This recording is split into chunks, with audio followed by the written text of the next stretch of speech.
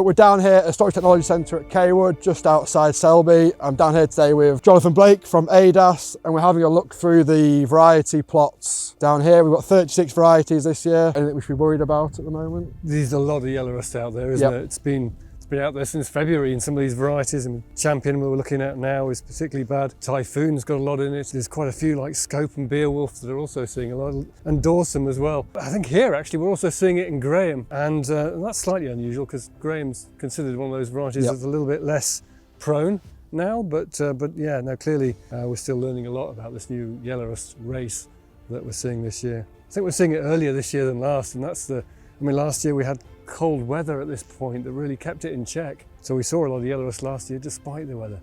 But I think this year, under more favourable conditions, it's really taking hold.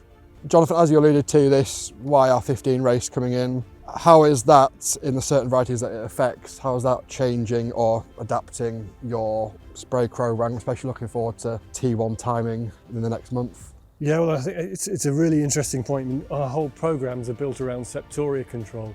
Our T1, T2 strategy, our timings are such to control Septoria. The long latent period of Septoria means that we can apply a T1 on leaf 3, even an early leaf 3 emerge sometimes, and still get control on leaf 2 from the curative activity of the T2 application that follows. That works because Septoria's got a long latent period, but yellow rust doesn't. It's short in its latent period, and it can jump in. And I think, well, we've got really active yellow rust. We need to be thinking not just about product choice, but also about timing, making sure our T1 is well timed, has leaf 3 out, so the gap between T1 and T2 isn't too big.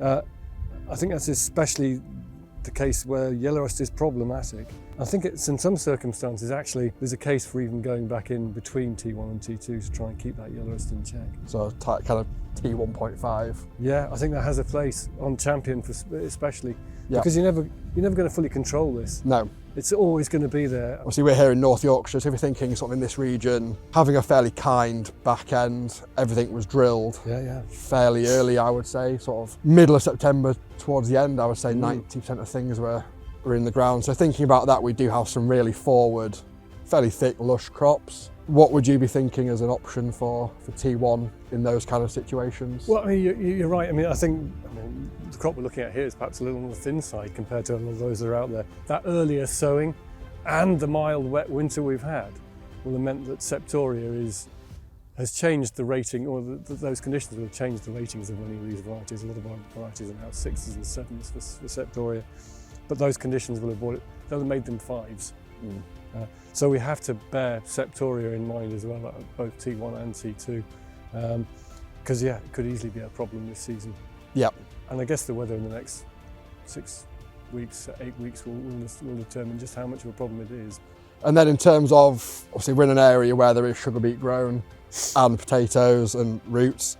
So anything that's sort of later drilled, what would your advice there be? Obviously maybe where we're seeing slightly backwards crops, potentially less disease, depending on the variety. Certainly less Septoria on those backward crops, but actually it's one thing we've been noticing and observing of late is some of those later sown crops are even worse for yellow rust. Yep. And it's really problematic.